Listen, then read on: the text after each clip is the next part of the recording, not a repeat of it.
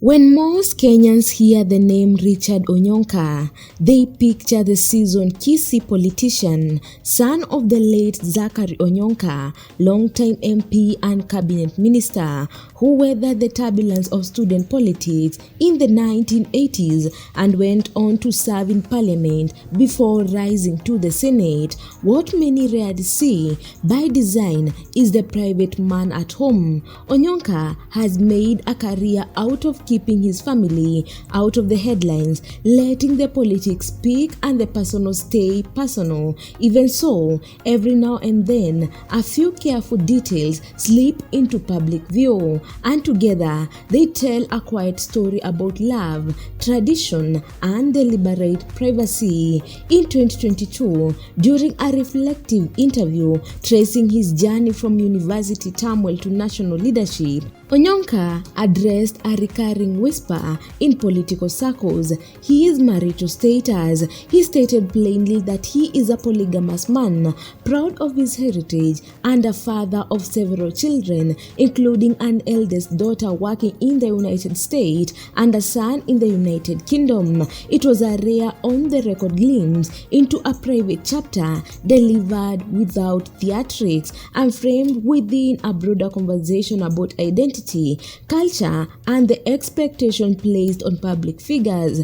For viewers, it offered both clarity and context. A leader grounded in tradition he considered authentic to who he is. Beyond that interview, public appearances with his family have been exceptionally limited by choice. One moment that did pierce the veil was a community event where Onyonka introduced his wife, Zachary Onyonka, to the crowd. The reception was warm, the tone affectionate, the scene brief, just long enough to confirm what supporters had long suspected. The senator's family exists quietly behind the scenes, cheered and protected from the daily grind of politics. The clip circulated on local pages and channel, not as a spectacle but as a soft affirmation of his low-key approach to family. That balance, public office, private heart, has defined Onyonka's style. Official biographies and parliamentary profiles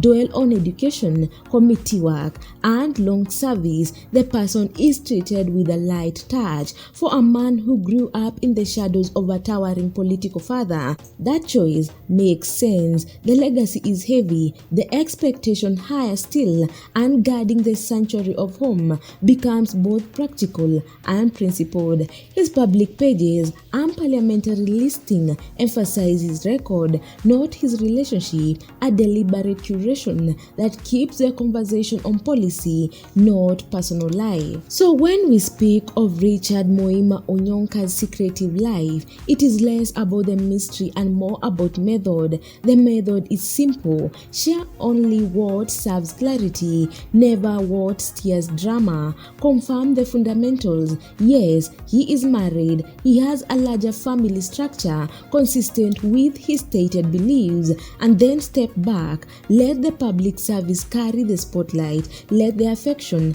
be experienced rather than advertised, and let legacy be built, not broadcast. As this story closes, the picture that remains is gentle and grounded: a veteran politician who has chosen a traditional path regarding marriage, a husband who, when he does bring his wife into frame, does it so with warmth and respect, a father who acknowledges his children's journey abroad with pride, and above all, a public servant who believes that love can be deeply felt, honestly acknowledged, and still wisely kept away from the noise.